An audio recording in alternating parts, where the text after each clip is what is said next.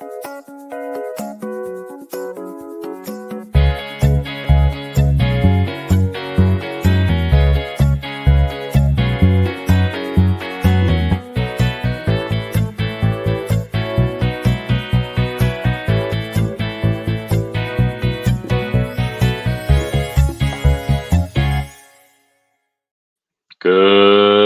morning, everyone. Here we are on another glorious day. It is Thursday, the 5th of October, 2023. It's 8:30 a.m. here in the old Pueblo, Tucson, Arizona, and it's time for our mindful moment. I'm Dr. Jonathan Zenz. I am the spiritual leader here at Unity of Tucson, a loving and inclusive spiritual center right in the heart of the Sonoran Desert. And what a delight it is to share some time with you today.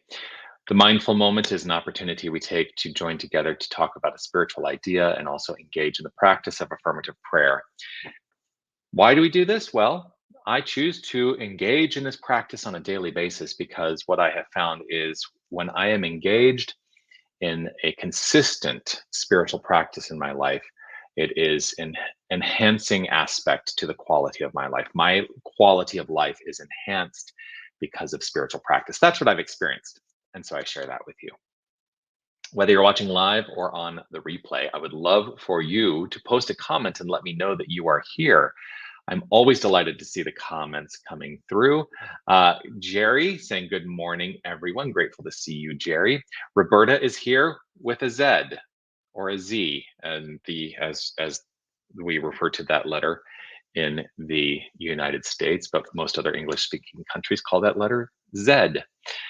Yes. Sherry, splendid day to all. Grateful to see you, Sherry. And Anita and William saying hello as well. Here's, of course, what I want to share with you as I do every single time I join you. I offer this.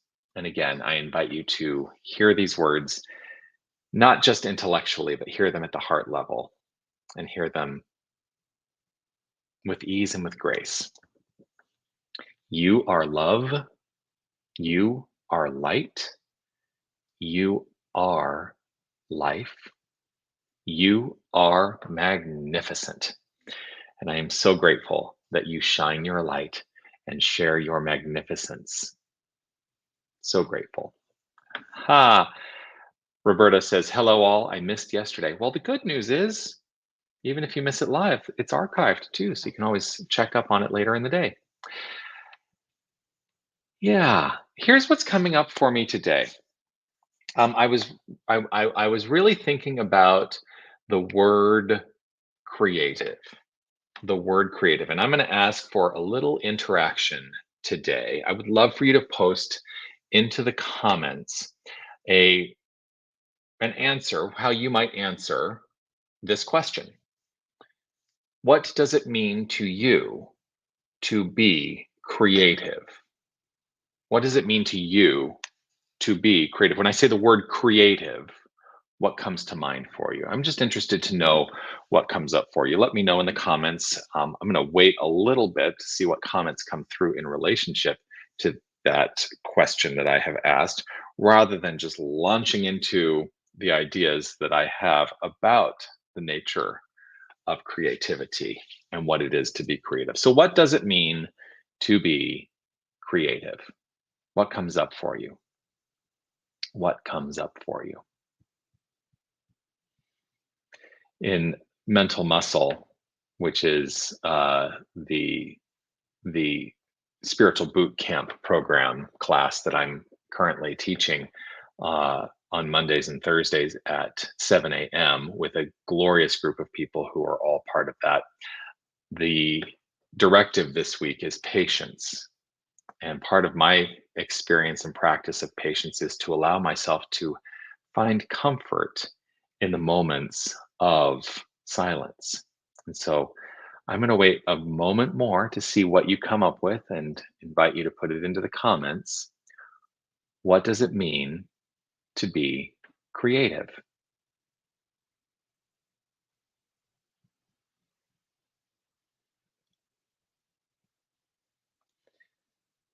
I'm sure somebody, there we go. Sherry, yay, Sherry. All right, Sherry. To be creative, to step out of the norm and find new and different ways of being or doing. I love that. I love that.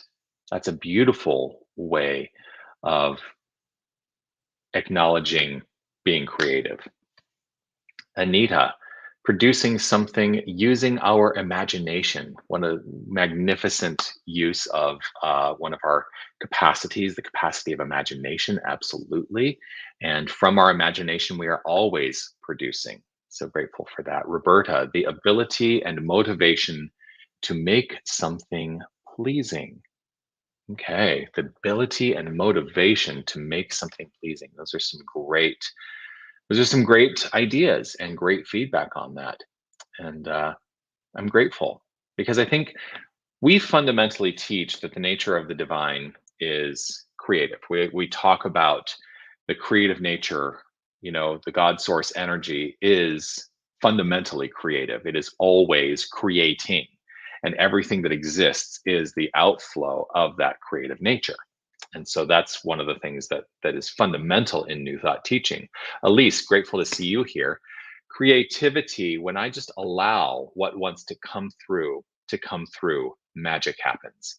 When I try to be creative, music doesn't flow. When I set an intention, woo, that's beautiful. Thank you for sharing that. It's really, really wonderful. So here's the thing I want to invite us all into, irrespective of whether we think we are artistic or not, and that's something that I want to look at as a slight variation. We oftentimes equate the words creative with artistic, and creative is a fundamental basis of our being. It doesn't mean we're all artistic, although I hold firm in my faith that we are all artists and that we all actually are artistic, and that we are allowing great beauty to be expressed in this world through our artistry, and it doesn't have to look like what anybody thinks it should look like. So I'm going to hold to that. But we often equate those words, creative and artistic, and they aren't always the same. Creative is our nature. Everything that flows forth in our experience, good, bad, beautiful, ugly, whatever, however we choose to define it, it's all creative. And we are the creators of our experience as we direct the infinite creative nature to show up as our experience. And so, one of my favorite, and I want to turn to one of my favorites in this New Thought movement. This man, Raymond Charles Barker, even though my name is up there because I covered it. This is my very first copy of this book, The Power of Decision. They don't even publish it in this fashion anymore, and you can tell that it's gotten a lot of use. The binding is broken, and lots of notes in the margins and lots of highlights. I love what he writes here in the chapter, Decide to be Creative. He starts the chapter like this: an inspired mind is a creative mind. For most people, the idea of inspiration deals only with those engaged in the creative arts. Poets, playwrights, writers, composers, and designers are all expected to be inspired. A little bit later, he wrote this: inspiration is a function of the spirit, not the intellect. So here's my question for you: do you expect to be inspired in your life? Do you expect to be inspired in your life? Or do you expect inspiration to be the activity of other people? The root of the word inspire means to breathe life into. And we often use, uh, we often use spirit, the breath, spirit, which, literally means like the breath. We often use that as a synonym for God. So if we are breathing life into, if we are inspired, if we are taking in the breath and allowing that breath to be breathed into everything, well, then how can we be anything other than inspired? How can we be anything other than creative? And so my call today is to invite us all to allow that creativity to truly be from the point of view of acknowledging and welcoming an identity as an artist in this world. And like I said before, your art does not need to look like anybody else's. The call today for all of us is to bring more beauty into the world, to bring more beauty into the world. That's really where I want to get to today. So, what does it mean to be creative? For me, it's an invitation to bring more beauty into the world and to be active in that pursuit. So, I'm going to invite us all to relax right where we are, to take this idea into our, oh, yes, Sherry says to shine bright. Yes, to shine bright. Let's shine our light. I'm going to invite us all to relax right where we are, to take this into some affirmative prayer practice. If it's safe and comfortable for you to close your eyes, I invite you to do so. Let's just simply allow. Let us just simply allow and acknowledge that we are active in the process of creation right here and right now, collectively, in this practice. We are active creators right here, right now. So I relax. I relax. And in this relaxed state of mind, frame of being, I open up to a greater understanding that there is one power and presence, there is one source from which all flows forth. And everything that flows forth is the form and function of the source itself. There is no delineation except in the construct of delineation, the concept of delineation, but it's all one thing, one wholeness, one. There is one. There is one essence. There is one God. There is nothing else. There is nothing else. And so, in this state of acknowledgement, in this feeling of acknowledgement, in this allowing, I move my mind and heart into the direction of an acknowledgement that the divine identity of each and every one of us is just that, divine wholeness. I hold firm in my heart that we are that which is. We are the infinite, expressing perfectly, easily, and effortlessly in all ways, in all things. Our wholeness, the wholeness of us, is holy, divine, holy God. Every cell in our body, every molecule, every atom, and even the space in between, it's all divine. And so I resonate at the level of the good that is God. I resonate at the level of love and joy and harmony, knowing that these are the attributes of the divine, which I choose to allow as my experience. And in doing so, I trust. I trust.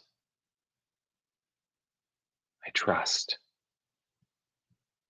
I trust that there is that within each and every one of us that is flowing forth to create more beauty in this world, that our creative nature is unceasing, and our only work is focus to focus it easily and effortlessly, to be the creators of life, to be active in our participation as the creators of life, and know that what we create is harmonious, joyful, and beautiful. And so I step into that frame of mind and I allow that frame of mind to resonate at a feeling level, at the heart level. And I know that as I feel this, that all is flowing forth with grace and with ease, for that is the nature of the infinite, to easefully and gracefully flow forth into expression. And so I know, with appreciation overflowing, with gratitude in my heart, that this word spoken is so. And I let it be so as I relax, breathe, trust, and know. I know that this word spoken is the law, and flows forth accordingly. I let it be and affirm it by saying, and so it is. Amen.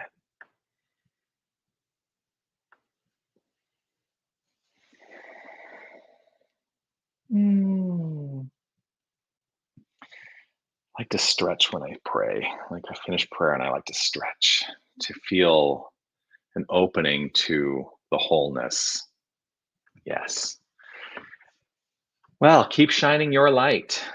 That's my call. Keep shining your light. Keep shining beauty into this world and know that you are the creator of beauty in your world and that we all get to share in that beauty together. Looking forward to seeing you again tomorrow morning, 8:30 right here, Facebook, YouTube, and now, of course, as I keep saying this week, on our homepage at unitytucson.com. Uh, would love for you to like, subscribe, follow, all that jazz. And when you do that, you can get notifications when I go live. Always grateful to share that time with you. But yeah, check out unitytucson.com for all the things that are happening here at Unity of Tucson. And yeah, I'll see you tomorrow. That's it. All right. Bye, everybody. Love you. I do love you. Peace and blessings. Be well.